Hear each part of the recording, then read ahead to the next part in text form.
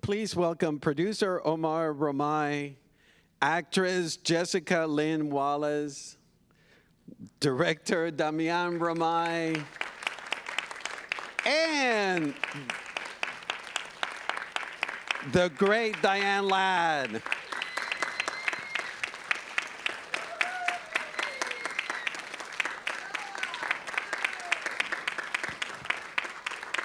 You sit next to me. Oh, where? Oh, there they are. No, you sit there. Yeah, excellent. Welcome, welcome. Omar, you want to join? Excellent. Omar, wait. Omar, if you don't mind sitting over there. Yeah, no worry. No worries. So I'll start with Omar.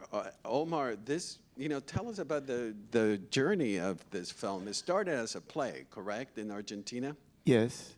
It is a play called Días Contados. Damian, when he did the first adaptation, called it Borrowed Time. And I saw the play. I loved it. I thought the play was talking to me. And so I requested my son to do an adaptation, and he did a great job. I love the adaptation. So then after that, the job was to get the two actresses, the most important characters, and it took certain time because you send the scripts through casting agents to different actors or actresses. And right now, they don't really get to read the script. So are the managers and the that decide whether this project is worth for their talent or not. But in this case, we got lucky and got Diane to read the script. And she really loved the script and wanted to know Damian because she didn't know Damian. So she started to talk to Damian and every week, and for a year probably, and got really engaged and love each other and appreciate each other. So then everything got easy after Diane loved the script and she accepted Damian as a director. Then getting the rest of the cast was much easier. And Omar, before I talk to the rest, you guys are Argentinian filmmakers, have made movies in Argentina. Why did you decide to make it in English and make it an American production with Argentinian director and producer? Well, I came to the States in 1983 to study film at Loyola Marymount University in Marina del Rey. And then after finishing, I went to produce telenovelas in Argentina because I didn't really think or thought at that time that I could do it. I get it done, and I thought that spending all my time with the script on my hand, going through the studio system, trying to get anything done. I said, I don't see myself doing that kind of job. I don't know whether I have the emotional capacity to stand all that process. So telenovela was easier for me, and I got to Argentina, I did that. Then Damian was born in Argentina. He went to study film at USC in Los Angeles, which was originally my dream, but I couldn't get into. So Damian got it, finished it. Then we moved to Miami like 20 years ago, and Damian started to do his own movies, originally for television. So I produced 4 movies for him for Lifetime and Hallmark and that kind of cable companies. But we haven't done something personal. So when the script came in, I thought this is the opportunity to work with him and do something that would mean something for us. And Damian, we mentioned that it was a play. How your adaptation, not only you translated it, but how did you, was it difficult for you to open it up into a film? Yeah, it's a loose adaptation. The original play finishes at the hospital scene where the brother comes in and where she wakes up, back in the present.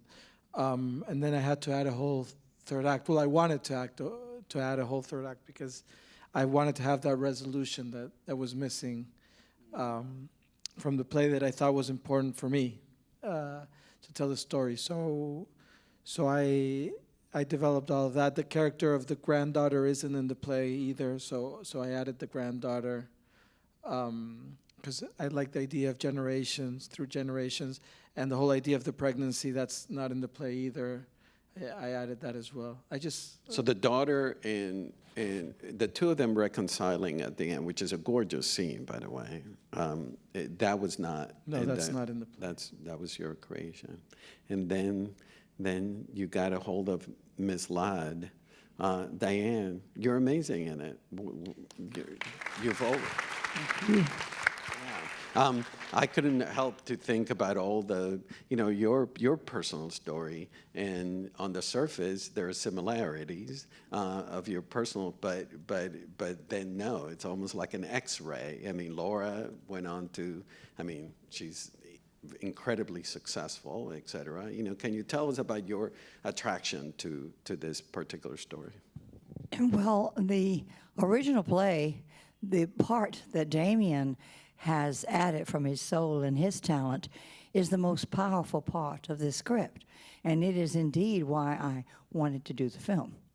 The actor, when an actor decides to be an actor, if you're serious and don't just want to be a personality or some game, you have to study at your craft like a doctor does when he does surgery. You have to study every nerve, and you have to live almost 1/16 from your subconscious that fast. And the danger is, of course, you become very sensitive in life and vulnerable. But even though when any actor does any role and they think, oh, what did you choose for that part, or your life is similar, what you may not have chosen was something entirely different. Yeah. Your soul whispers to you from some higher level. The more professional, the more experience you have, and the more intuitive you are, your soul whispers to you somehow what it is you select to bring from your soul that to this creation that is for human beings to share. And it's really the same as when you're cooking a meal and you think something's wrong. I should add some salt. I don't want salt. I want some cumin in this. Now, another person won't use cumin, but you decide cumin, because each person's different. And that's why it's so difficult for a director to choose an actor. Yeah. You can't judge the book by its cover. It's like marrying somebody or dating somebody or having a best friend. Somebody does something that shocks you. How could they do that? It's like I tell women when they find out that the one they love cheated on them or something. And they said, did you know what he did to me? I say, he didn't do it to you. He did it to himself. He'll go pay for it. Every piece of pie gets paid for in the universe. Let it go. If you carry it around, you're doing it to yourself. Give it up. So what I choose for the most important scene for me in the film is where I tell her I don't want her to be. I didn't want her to be in this business. I did try to stop Laura from being in the business. I said, no, don't be an actor. Be a doctor, be a lawyer, be a leper missionary, be anything. Don't be an actress. They tell you your chin points, your tits aren't big enough, your backside has a pound on it. You get judged. They don't do that if you're a doctor. Don't do it. And she was too smart. She said, oh, Mother, you teach everybody to do their best when you want me to try to be the piano. It's like playing the piano. I learned the piano. I've learned something. She said, if you let me study now, she was 12. If you let me study now, I probably won't even want to be an actor later. So I didn't want her. That's the only similarity. But something I used for that scene is as remote for that scene as the most distant star, Roger. I mean, I remember one time in New York, I was doing a play on Broadway, and I had to have this big emotional scene, and I was drying up. But I remember on the way, I stopped for some coffee, and the man at the table next to me was telling a friend how he watched his friend die in Vietnam. And that night, I thought about him, not me, and my soul was full of emotion. So you never know what you need. Again, it's salt or cumin. What's it going to be? All right. Yeah. Jessica, what was it like being in this triangle between Mary Stewart and Diane? It was unreal. It was absolutely incredible getting to go on set every day, and even not on set, we would all hang out or grab lunch, and just being able to connect with these people, not only offstage and onstage, with such greatness. And you watch them grow up, which is very interesting, from Diane at 16, Mary Stewart at a similar age, and now, and they're so powerful in each role that they play. It's truly inspiring. And so I think I learned so much just from even being in their presence. That's great. Yeah. I want to share something about this beautiful Argentinian company. Many of their people that work for them are people they knew in Argentina. But very seldom have I had the privilege of working with a company that was like a family, of having a producer care about my work so much. I mean, I was doing a scene, and I walked off stage, and Omar's in the corner crying. Excuse me, that's my producer caring. And they were my audience, and they were my family. And when it's like in your own family, you know, if you go to someone in your family, you say, I'm going to be an artist, and they're a banker, and they say, you're not going to be an artist. Well, my God, you're crushed. But they were family, supporting whatever I did and caring. There is nothing like caring. You can't buy caring. You can buy a facsimile, but not the real thing. And they gave me the real thing, which makes it easy as an artist, because as an artist, as you well know, Roger, you have to divorce yourself from everyone on the set. They're not there. You're alone. They're not supposed to be there. And I remember Shelley Winters having a big conversation about if you're sitting in a room and somebody says something, ooh, and it triggers a memory in you, that if anybody knew this about you, ooh, they wouldn't love you so much. They might not like you so much. Oh, God forbid they should know what you're thinking or what you went through. So it's very quiet and very secret. Well, let me tell you something. When that actor stands up, all covers are ripped off, and you take the raw liver and the most vulnerable pain of your life, and you put it out there for the world to see. And when it's all over and the curtain goes down, you say to yourself, is there somebody I can ask, was he good? Was it any good? Did it mean anything to anybody? Was it worth it for me to go through all that pain? I remember Kim Stanley said the same thing. So the supportive love of each of you for a friend in a moment's like holding the door open for a stranger when they walk through means a lot. So be kind to each other, especially your loved ones. That working relationship is one of the best I ever experienced. There's only, out of 187 proximate films I've done, maybe 14 directors that gave me that, like Scorsese, Damian Romay, David O. Russell, few, David Lynch, and they give you that. They give you that. You know, I remember David Lynch when I did a big scene, and when it was over, and then you get your breath and you look up to see if it worked, and is he going to ask you to do another take? And if he's not, David was like, I want to paint a picture. He's an artist. He'd always say, I want to paint a picture. That means you can't do any better. Oh. And Damian and he and men like that, they never say a curse word on that set. They never bring any negative energy into your life. So you can create your own joy. Anyway, I want to thank the Romay and their company so much, Aventura Entertainment, for their support of independent film love. Damian, the location, how did you come about? Is a part of the film, a character almost. How did you choose the location? I had shot in Savannah before. It wasn't my first movie in Savannah, and it's a city that I love. I think it's just beautiful and haunting. And when we were thinking, when I was writing the story, I was thinking about Savannah, especially once we had Diane and Mary Stewart. Just I wanted something that was in the South, and I wanted something that was romantic. And for me, Savannah has all those characteristics. But also, when we were scouting, we started discovering, so many beautiful places and the water. And Isle of Hope is a real place in Savannah. It's an island that was given that name because people went there after a pandemic to escape the pandemic. And they named it Isle of Hope.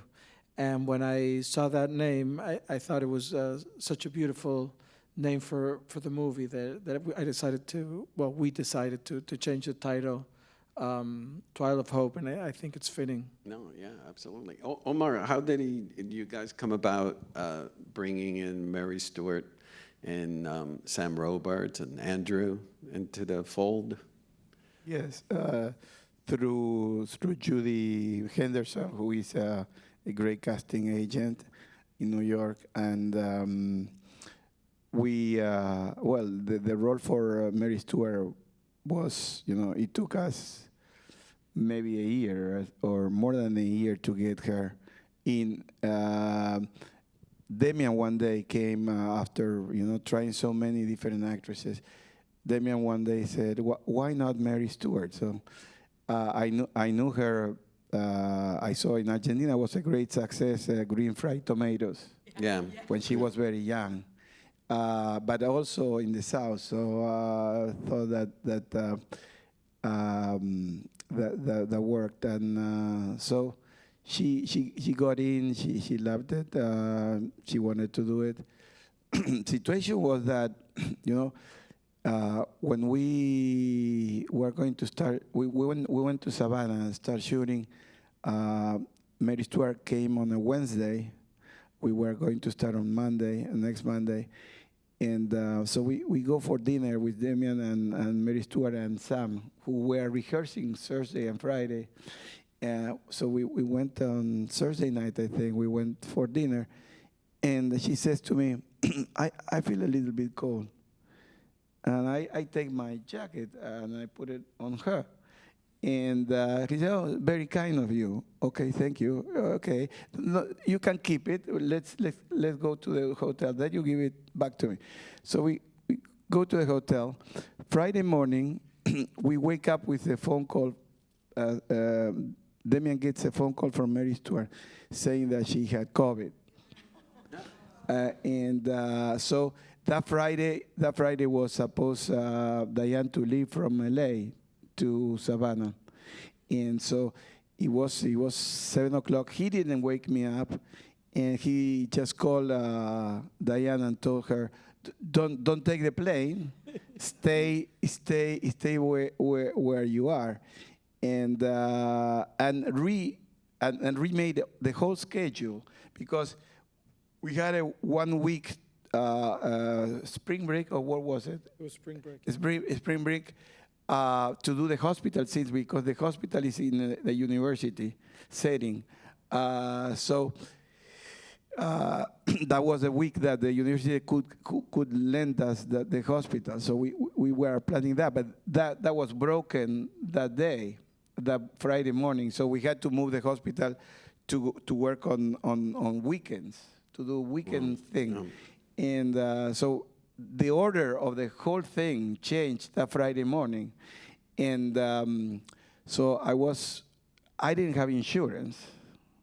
I didn't took insurance, so I said, "Oh my God, if anyone get sick, really, I am burned. I mean, I will lose the money because I hire all the actresses I promised them a fixed amount whether they played or not.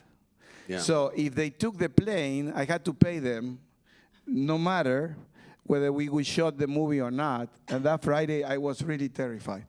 But Damian, when I wake up, he had already the schedule done again. I said, don't worry, Dad, everything's going to be fine. We will work it out. You just have to talk to the managers of each one and say that Mary Stewart has COVID and everything has to be postponed. And they will accept. There won't be any problem. Okay. So that Friday, I started to work on the phones, trying to get everyone to give me the relief that they were going to come and play and do it, even though the schedule has been moved. Mm-hmm. Another interesting thing was that Diane had COVID the weeks before, a couple of weeks before, and her husband too. So he was hit very bad. yes, so we were. She was not telling me. She was delaying the signing of the contract, and I was saying, "What's going on? She doesn't sign the contract. Maybe she doesn't like it." And I am preparing the whole thing, and so she wasn't telling me that she was going through that process. And and she finally came a week after that. That night, we went for dinner with her and Michelle, her assistant. We had dinner, and she comes with this oxygen machine on her purse, and with this. And I said, "Oh my God, is she okay?" And she says, "No, don't worry, Omar. I'm perfectly fine. Why are you using that oxygen?" No, I'm just getting into the character. Very funny. I'm just training, Omar. I'm just training. I'm an actress that really learns the role by living it. So, okay. So, are you sure you're okay? Yeah, I'm okay. I'm going to be fine. So, yeah, there were so many things happening, in the That's production. crazy. That's great. Diane, you knew, of course, Sam's parents, and then Mary Stewart's dad. You work with Peter. I work with all of them. All of them. How was it? Mary Stewart's father, Pete Masterson, who directed Dolly Parton in Best Little Whorehouse in Texas, also directed me in an off-Broadway show, me and Bob De Niro, 40 years ago. Off-Broadway in a play that Shelley Winters wrote. So Pete, I knew very well from the Actors Studio. So now here I am, working with his baby daughter. And then comes Andrew. Andrew, I had done a series with Bruce Davison, and Andrew and I had starred in a series for Stephen King for 6 months in Canada called Kingdom Hospital. Then Sam Robards. Well, let me tell you, Jason Robards. Sam has his gift, and Jason was one of the greatest actors that ever lived. I mean, I'm sorry that everybody in the world couldn't see him do Eugene O'Neill's Iceman Cometh on Broadway. You would have frozen in your seat. You would have been lifted up past the universe. I was fortunate to do 2 films with Jason. I did a film called by Ray Bradbury, Something Wicked This Way Comes. And then we starred together in a film for CBS that was fantastic. And then Jason gave me a gift because he went and told the great producer Robert Whitehead, for a starring role in this very demanding play, you have to get Diane Ladd. So it was thanks to Jason talking me up that I got this incredible starring role in a magnificent play that I did on Broadway. So now here I am with Sam, his son. So here's all 3 actors I knew. I didn't know Jessica. She was new, but look at that beautiful little face of hers. That was very easy to see that child as my grandchild, and it would have been such a pleasure if she were indeed. So this was some good stuff. It's good when actors are in repertoire, like in England. It's unfortunate that we do not in America have a national theater. Even the poorest countries have a national theater because they appreciate culture. And I'll tell you something, that's why it's important now, and thank you, Roger, for helping, that the independent movies must not give up. This film we're in has no plane crash, no car crash, no bomb, no rape, no murder, no blood, no violence, no sex, so it might be boring. But then again, it might be about us, people. And we used to make movies like this all the time. All the movies, Glenda Jackson, Emma Thompson, Gregory Peck, they used to make these movies. And we mustn't let the studios stop us because, hey, money's great. We all need it. We want it. We deserve it. But when money blocks and outdoes a performance or culture, it's wrong, because any country that loses its culture, history has proven, will lose the country. And we're in trouble right now. We need to fight for culture. We really do, folks. Thank you. Jessica, did you have the luxury of rehearsing with Mary and the rest of the cast, your scenes? Yeah, we rehearsed mainly. Mary and I did a couple late night, just going over especially the big I'm pregnant scene. I think when we finally got on set, Damian was like, do it multiple different ways, just improv it. So when I finally saw it, I had no idea how that was gonna go. I know I said I'm pregnant in every take. So I know that was coming. And I know at the end of the movie I had a pregnant belly, so that was gonna be there. But how we got there, I didn't know. But it was fun, and it was so human every take, and I think that's what's so nice was working with Mary Stewart, was it just felt so natural and human, and that connection that the film is just people talking to people in real life and mother-daughter relationships. It's really easy to portray such difficult situations with such humanity because it's just us. And Diane, she mentioned the improv. That last scene with you and Mary, was there also improvisation happening? Not much. Most of that was the brilliant lines this man wrote. Maybe a line or two, I'm not sure. But most of it was from my soul, thanks to his soul's gift. I also want to bring up, how'd y'all like that beautiful song at the end, guys? How about that song? Yeah. Steve Dorff, he's in, the Hall of Champions for composers, and Linda Thompson helped do a lot of Bodyguard, the film.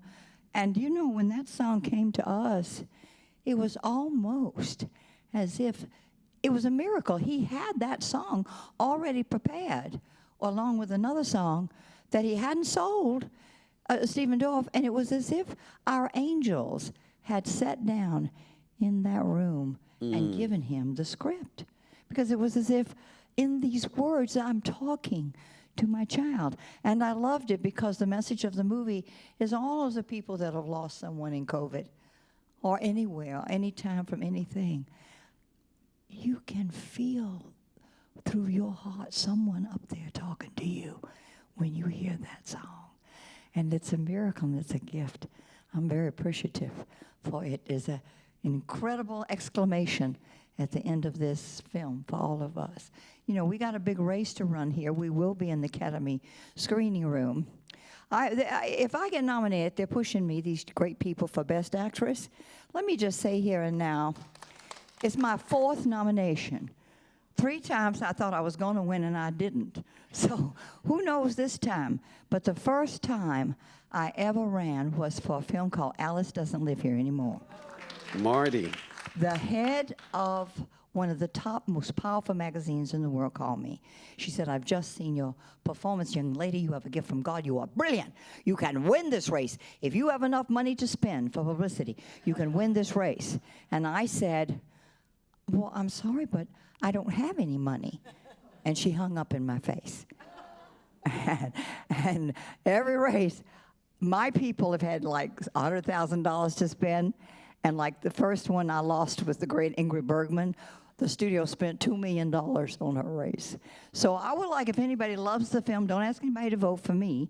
Just ask them, please see all the films and pick what touches you to vote. Just don't be lazy. That's all I ask. Okay.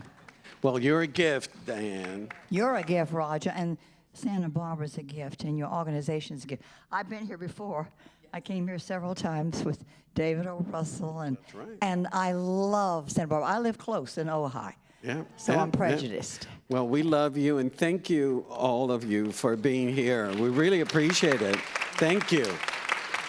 I just have one little wish for all of you this Christmas and for the whole next year, for every one of you and all your loved ones. I wish you the fulfillment of your own destiny with joy and love in light eternal for the highest good. God bless you. Okay. Thank you, Diane.